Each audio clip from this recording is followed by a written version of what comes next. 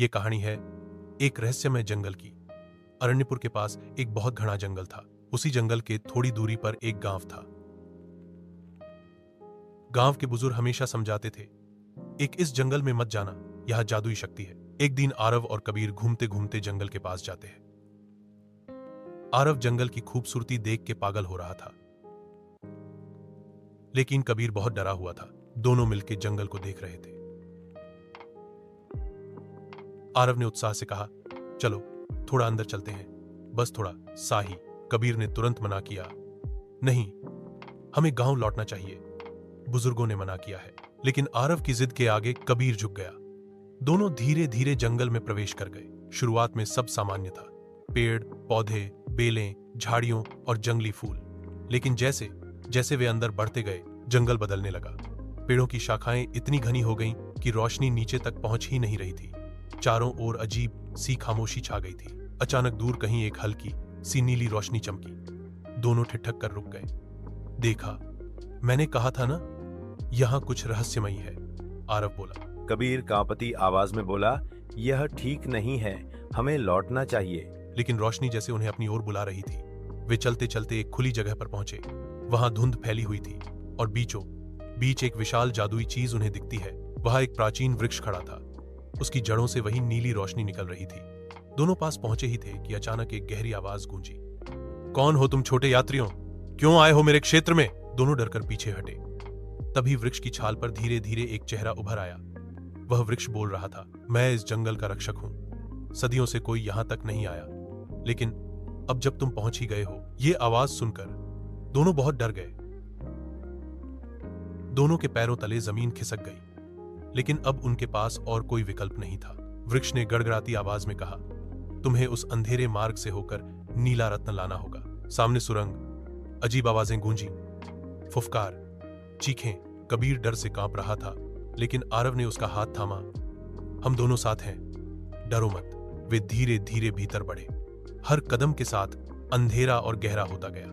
अचानक उन्हें चारों ओर चमकती हुई लाल आंखें दिखाई दी, जैसे कोई छुपकर उन्हें घूर रहा हो। कबीर लगभग रोने लगा, लेकिन आरव ने उसे ढांढस बंधाया। आखिरकार वे सुरंग के अंत तक पहुंचे।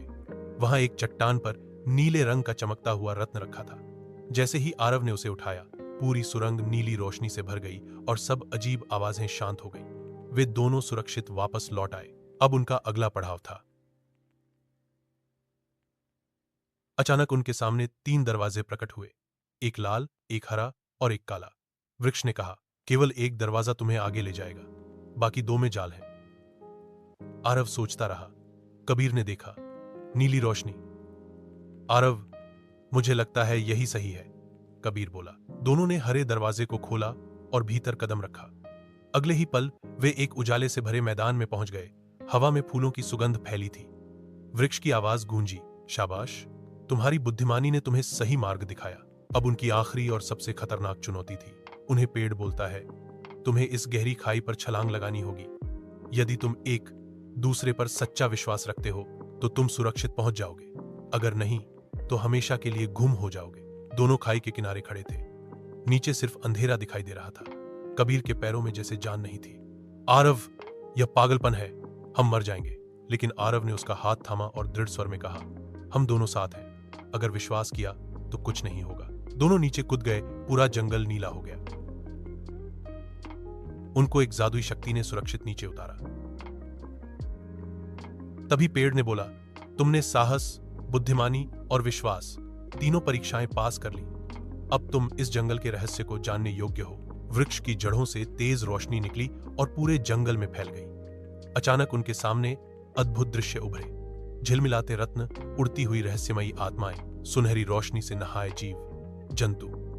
यह कोई साधारण जंगल नहीं था, बल्कि देवताओं द्वारा बनाया गया रहस्यमयी संसार था। वृक्ष ने कहा, यह शक्ति केवल उन्हीं को दिखाई देती है जिनके मन में लालच नहीं होता। तुम दोनों ने सिद्ध कर दिया कि तुम योग्य हो, लेकिन यह रहस्य किसी और को मत बताना। जो इसके योग्य नहीं होगा वह यहां प्रवेश भी नहीं कर पाएगा। अचानक सब कुछ शांत हो गया। दोनों ने आंखें खोली तो वे खुद को गांव के बाहर वाली पगडंडी पर खड़ा पाया। सूरज निकल चुका था, पक्षी गा रहे थे। कबीर हक्का बक्का रह गया। आरव, यह सब सपना था क्या? आरव ने मुस्कुराते हुए कहा, नहीं, यह सपना नहीं था, यह सच था। लेकिन यह रहस्य सिर्फ हमारा है। उस दिन के बाद से दोनों और भी अच्छे दोस्त बन गए। जंगल का रहस्य उनके दिल में हमेशा के लिए छुपा रह गया। वीडियो अच्छा लगे चैनल को सब्सक्राइब और लाइक कर देना।